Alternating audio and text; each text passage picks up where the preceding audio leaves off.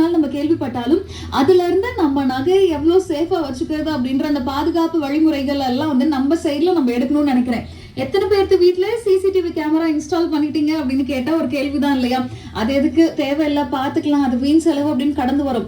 ஆனா CCTV camera இப்ப இருக்க காலகட்டத்துல ரொம்ப அவசிய தேவையா இருக்குங்க. வீட்டுல டைம் கரெக்டா 6:56 ஆர்த்தியும் கூட தாறுமாறு தர்பார் கேட்டுட்டு இருக்கீங்க. நம்ம ஹலோ எஃப்எம் 106.4 தமிழரின் பேச்சு, தமிழகத்தின் மூச்சு. நம்பர் 1 டோல்கேட் பிச்சாண்டார் கோவில்ல இருந்து செல்வராணி இணைஞ்சிருக்காங்க. வணக்கம். மாலை வணக்கம் ஆர்த்தி. மாலை வணக்கம். நல்லா இருக்கேன், நீங்க எப்படி இருக்கீங்க? நல்லா இருக்கும். வெயிலோட தாக்கத்தோட மழை வருமாங்கிற ஏக்கத்தோட இருக்கும். அதேதாங்க எனக்கும் சேம் பிஞ்சுங்க.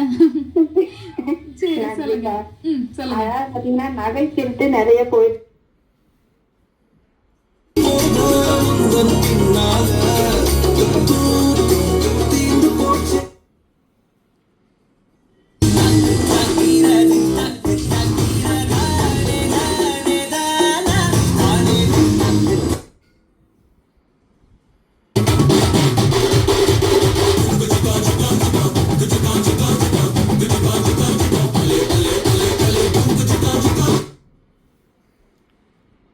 முடியல.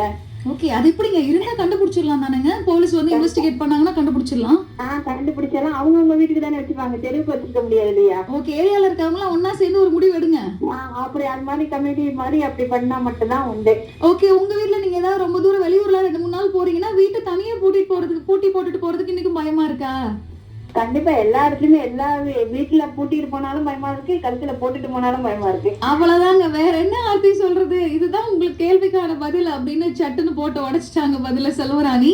சோ ஒரு காலத்துல எல்லாம் அக்கம் பக்கத்துல இருக்கவங்க கிட்ட பேசுவோம். நம்ம வீட்டுக்கு யாராவது தெரியாதவங்க வந்தா கூட பக்கத்து வீட்டுக்காரங்க பார்த்தா யாருன்னு கேட்பாங்க. சோ இப்ப நம்ம பக்கத்து வீட்டுல யாரு இருக்காங்கன்னு கூட நமக்கு தெரியறது இல்லை இல்லையா?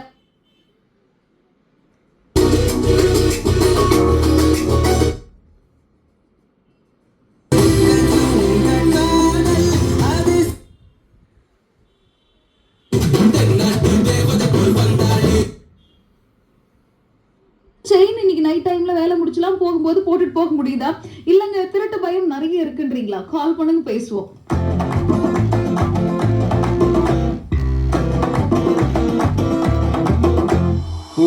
ஒண்ணு கண்ணு